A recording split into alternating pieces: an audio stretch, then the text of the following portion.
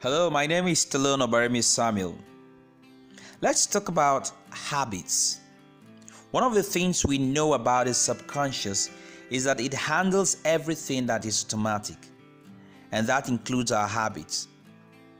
Now, habits refer to, what we are stuck to, refers to being stuck to something. It can be good, it can be bad. You see, we've always known that 2 times 2 is 4. But there was a time it was difficult. But now we know it. And that is because we go on, habituating our timetable. 2 times 1, 2. 2 times 2, 4. 2 times 3, 6. 2 times 4, 8. Just like that until we get used to it. We habituate it. See, there was a time when, doing certain things, tying our shoelace, to drive a car, to say certain things, do certain things was a major problem.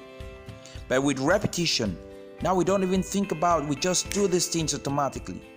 So habits are good because they allow us to do complex things like playing the piano, running a computer, running a business, and doing all sorts of things in a free-flowing way.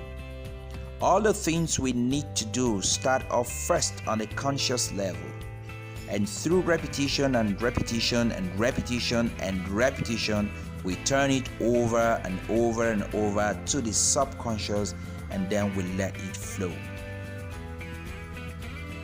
But then when it comes to changing habits, there's a problem.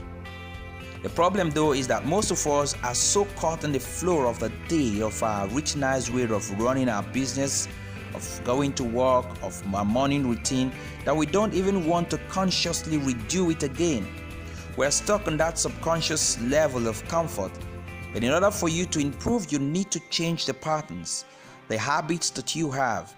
You see, some people can actually go to work, do all their jobs, do everything while they're still in their bed. That's they have a mental blueprint of everything.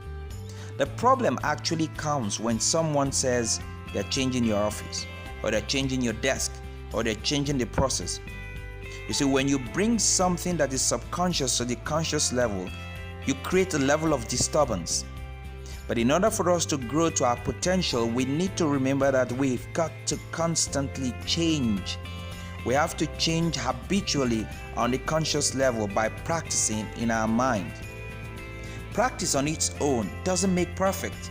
People say practice makes perfect. No.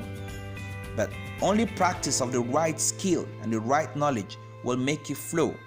Imagine teaching a child and the child practicing from day one that 2 times 2 is 7. After some time, the child will keep saying that. That will become the child's normal. Okay? So, you could actually be practicing the wrong thing, the wrong knowledge, and that is not going to take you anywhere.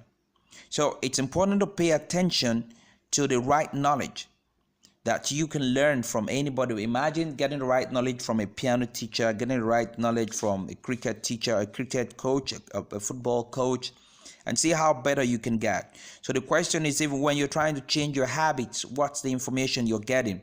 What's the knowledge you're getting? What's you practicing, and what are you practicing? You see, when you're learning something the right way, you can repeat. And when you repeat enough, a pattern will emerge.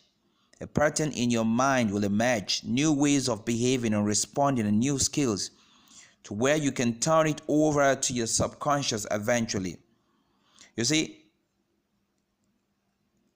well, I don't know how to put this, but this is applicable. This is a fundamental truth that's applicable in every form of our lives and every part of our lives, be it for sportsmen, for pilots, anything you do.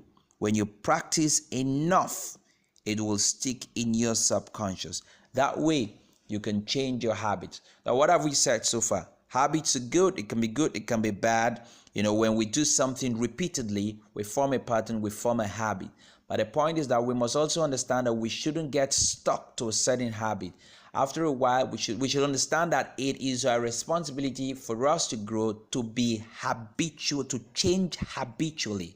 Okay, so changing is good. Change is good, in a positive sense, and you must make it a habit to keep changing.